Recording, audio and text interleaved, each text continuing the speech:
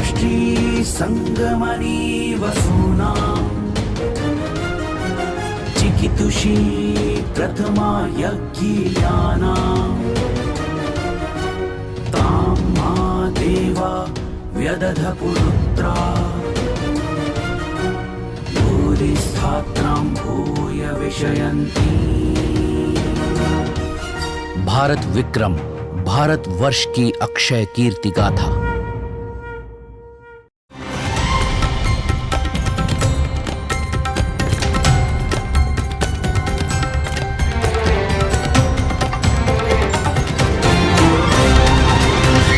विक्रम संवाद, विक्रमादित्य, उनके युग तथा भारत विद्या से साक्षात्कार। वृहत्तर भारत।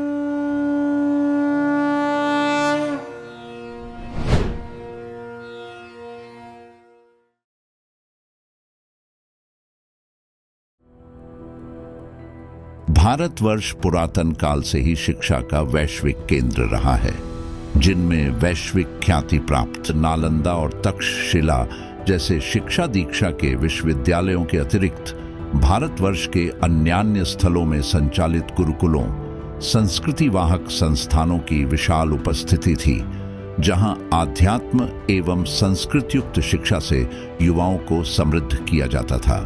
भारतवर्ष में शिक्षा के इन केंद्रों की पृष्ठभूमि में ऋषि महर्षियों के त्याग तप हैं, तो वहीं राजा महाराजाओं की शिक्षा के प्रतिललक भी। शिक्षा का ऐसा ही एक अद्भुत स्थान मध्य प्रदेश की ऐतिहासिक नगरी धार में भी है, जो भोजशाला के नाम से प्रसिद्ध है। इसे मालव के धर्म और संस्कृति के वाहक सर्वश्रेष्ठ राजा भोज ने बनवाया था। वर्तमान मध्य प्रदेश का एक शहर है, इसका नाम है धार, जो राजा भोज की नगरी के नाम से, 12.5 तालाबों की नगरी के नाम से, साहित्य सृजन के केंद्र के नाम से मध्य प्रदेश ही नहीं, भारत ही नहीं, पूरी दुनिया में विश्वविख्यात है, प्रसिद्ध है। क्योंकि ये एकमात्र ऐसा अनूठा केंद्र था जिसमें राजाश्रय में विद्वान आते थे। कश्मीर से कल्हण, धनपाल, चित्तक, कालिदास, कल्हण, भास्कर भट्ट, बिल्हण, माघ, गोविंद भट्ट, दामोदर मिश्र, लक्ष्मीधर जैसे अनेक विद्वान राजाश्रय में सृजन करने के लिए धार आते थे। और धार में उनका केंद्र हुआ करता था भोजशाला। वो भोजशाला जहाँ पर साहित्य का सृजन होता था, विद्वानों को आदर मिलता था, और उनका जो जनहित में सृजित करने वाला साहित्य था, 84 ग्रंथों की रचना का उल्लेख मिलता है, और सप्रमाण वो ग्रंथ भी आज उपलब्ध होते हैं। ऐसा कौन सा विषय था जो प्रजा के हित में था, प्रजा के उपयोग में था, उसका सृजन धार में न हुआ हो, भोजशाला में न हुआ हो। व्याकरण, धर्म, कोश, राजनीति, वैमानिकी, वास्तु, अलंकार, रस, व्याकरण हो, चिकित्सा हो, कोश हो, राजनीति हो, ऐसा कोई विषय अछूता नहीं रहा जो आज हम न पढ़ते हो न पढ़ाए जाते हो। उज्जैन के सार्वभौम सम्राट विक्रमादित्य की परंपरा में राजा भोज का भी अभूतपूर्व स्थान है। राजा भोज ने धार, मांडव तथा उज्जैन में सरस्वती कंठाभरण भवन बनवाए थे, जिसमें धार में सरस्वती मंदिर सर्वाधिक महत्वपूर्ण है।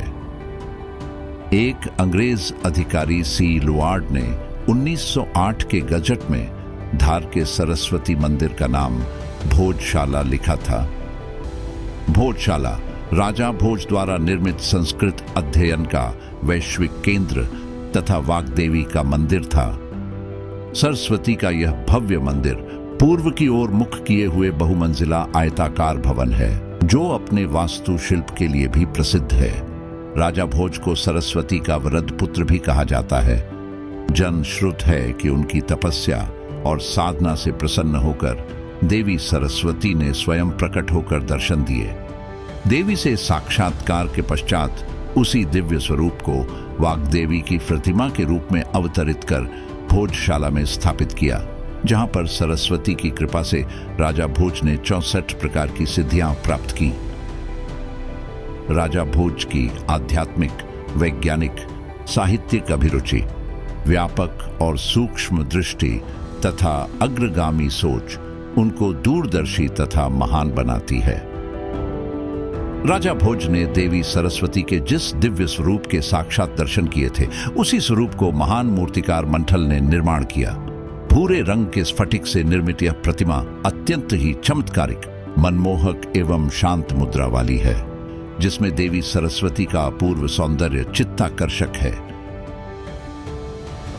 ध्यानस्थ अवस्था में वाग्देवी की यह प्रतिमा विश्व की सबसे सुंदर कलाकृतियों में से एक मानी जाती है। ये जगह है वाद विवाद की, ये जगह है शास्त्रार्थ की, ये जगह है जहाँ पे श्लोक गूंजते हैं। जब गांगीराज तेलंग को हराकर राजा भोज ने यहाँ पर एक लोहखंड स्थापित किया है, जो विजय स्तंभ के रूप में जाना जाता है, वे सारे प्रतीक इस भवन के अंदर, जहाँ पे मदन कवि की पारिजात मंजरी जैसे नाटक के श्लोक उत्कीर्ण हैं, उदयादित्य वर्मन और वसंत उत्सव के वो साक्षी आज भी हमारे सम्मुख हमको दिखाई देते हैं। इस भवन के अंदर हर जगह, चाहे इसकी वो स्तंभ हो, चाहे इसके शिलालेख हो, चाहे इसका द्वार हो, चाहे इसके भूमि के बाहर और भूमि के अंदर के प्रमाण हो, वो सारे इस बात को, सत्य को स्थापित करते हैं कि ये वही भोजशाला है जहाँ राजा भोज ने अपना व्यक्तित्व, अपना पराक्रम दिखाकर पूरे देश को सुशासन दिया है, अस्त्र और शस्त्र दोनों को अलंकृत किया है।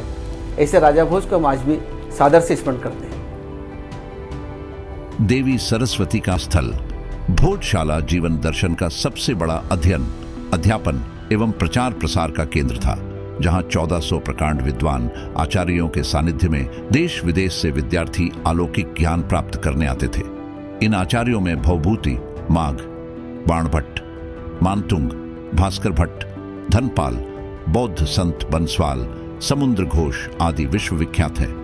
महाराजा भोज के पश्चात अध्ययन अध्यापन का पुनीत कार्य 200 वर्षों तक निरंतर जारी रहा। उत्कृष्ट शैक्षणिक और धार्मिक स्थल होने व यहाँ पर अविरत आराधना, यज्ञ, हवन, पूजन एवं तपस्वियों की साधना से भोजशाला विश्व में सिद्धपीठ के रूप में आस्था और श्रद्धा के केंद्र के रूप में ख्यात होने लगी थी। इस कारण से 1269 ईस्वी से ही आक्रांताओं ने अलग अलग तरीकों से योजना पूर्वक भारतवर्ष के इस आध्यात्मिक और सांस्कृतिक मान बिंदुओं को खंडित करने का योजनाबद्ध प्रयास किया। कुछ आक्रमणों को विफल भी किया गया। 1305 में आक्रांता अलाउद्दीन खिलजी ने भारी लाव लश्कर के साथ आक्रमण किया और शिक्षा के इस वैश्विक केंद्र को क्षतिग्रस्त कर दिया और शिक्षा के केंद्र में उपस्थित 1200 आचार्यों की हत्या कर यज्ञ कुंड में डाल दिया। वाग्देवी की प्रतिमा को भी खंडित कर दिया गया। वर्षों बाद अंग्रेज मेजर किनकैड 1902 में वाग्देवी की प्रतिमा को अपने साथ ब्रिटेन ले गए। वाग्देवी की यह मूर्ति आज भी लंदन के संग्रहालय में है।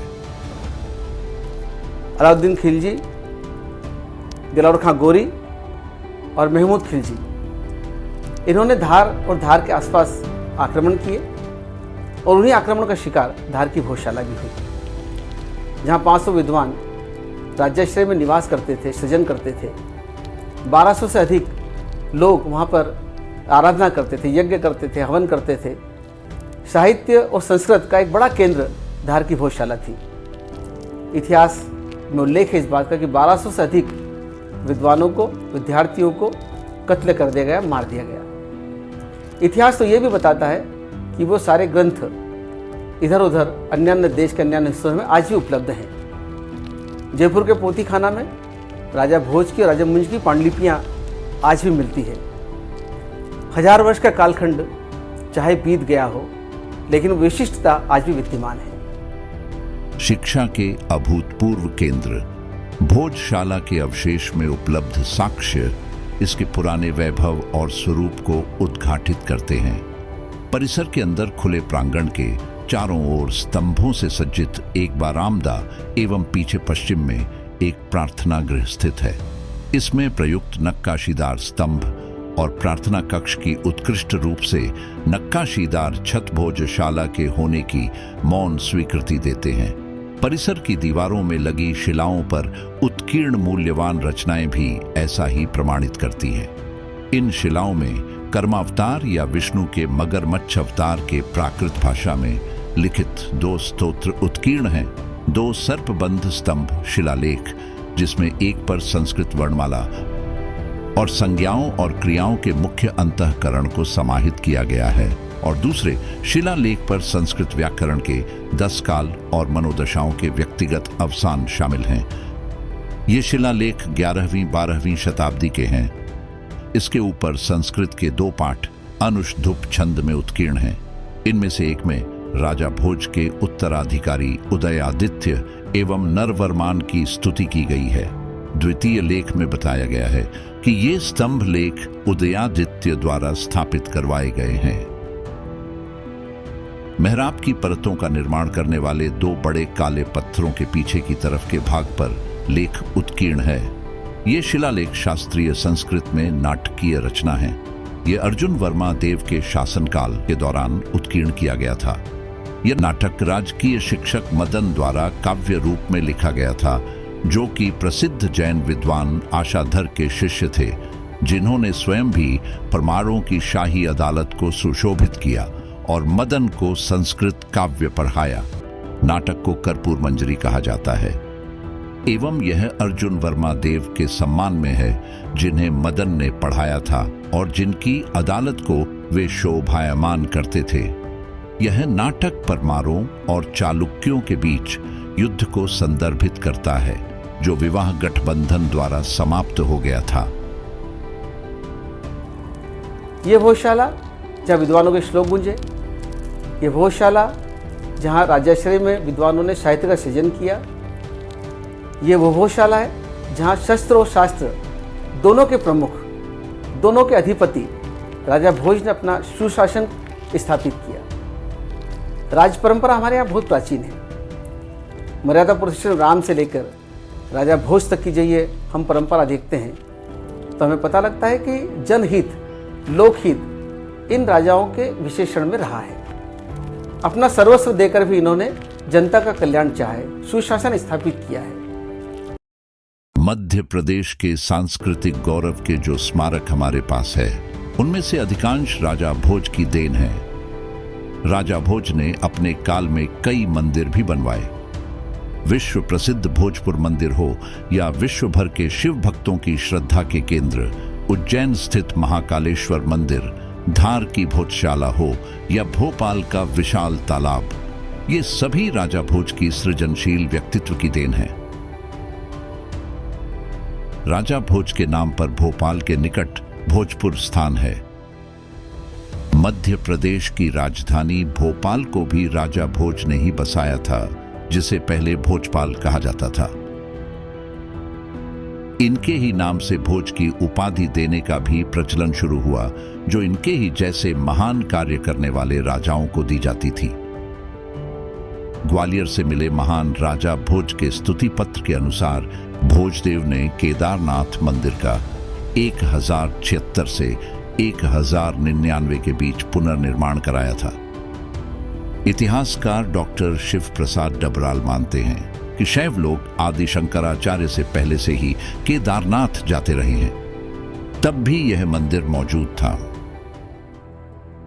कुछ इतिहासकारों अनुसार राजा भोज परमार अथवा पवार वंश के 9वें यशस्वी राजा थे।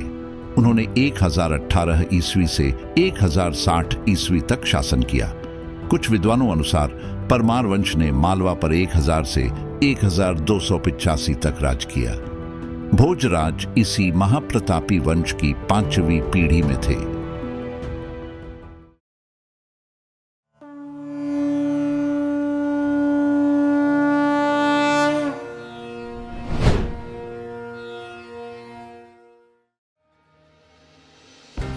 अद्भुत रामायण राम भक्ति शाखा का एक प्रमुख ग्रंथ, जिसमें सीता के शक्ति वाले रूप की बड़ी स्तुति की गई है। इसकी रचना अध्यात्म रामायण से पहले की मानी जाती है। अध्यात्म रामायण से पता चलता है कि उसके रचयिता को अद्भुत रामायण योग वाशिष्ठ, भूषुंडी रामायण आदि का पता था।